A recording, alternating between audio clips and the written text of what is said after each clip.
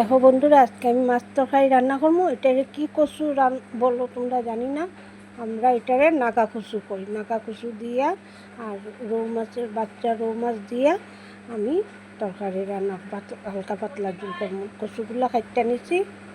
দেখো কচুগুলা খাইটা আমি মাছগুলারে হলুদ লবণ মাখাইয়া বাইজা নিচ্ছি। দেখো লাল লাল করে বাইজা নিচ্ছি।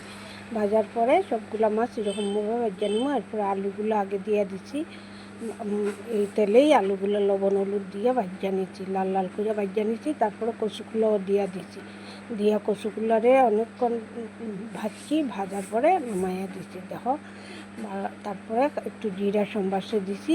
দিয়া একটু জিরাটা গন্ধ বাইছে। তারপরে পেঁয়াজ একটা দিয়া দিচ্ছি, ছোটো ছোটো করে পেঁয়াজ কাটটা দিয়া দিচ্ছি। দিয়ে পেঁয়াজটা লাল লাল করছি। একটু জল দিছি যাতে শুকনো মশলাগুলো পড়ে না। একটু ধনিয়া, একটু জিরা, একটু হলুদ, একটু লাল লঙ্কার গুঁড়া, একটু ঝাল লঙ্কার গুঁড়া দিয়া মশলাটাকে কষাইয়া নিছি। কষাইয়া লবণটাও দিয়া দিছি।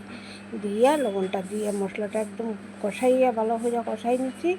কষাইয়া তারপরে সবজিগুলো কচু আলুগুলা দিয়া দিছি। দিয়া ঢাকনা দিয়া দিছি। দিয়া তারপর ঢাকনাটা তুললা। তারপরে আবার একটু নাড়াচাড়া দিছি, কষাইছি। তারপরে ঝোলটা দিয়া দিছি। ঝোলটা তোমরা বুঝিয়া দিবা, তো কচুয়ে জলটা টানবো।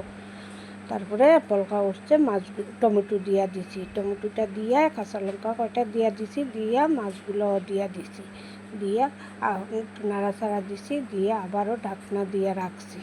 ঢাকনা দিয়ে কতক্ষণ রাখছি। তারপরে কচুটাও সিদ্ধ হয়ে গেছে, একদম মোমের মতন সিদ্ধ হয়ে গেছে কচুটা।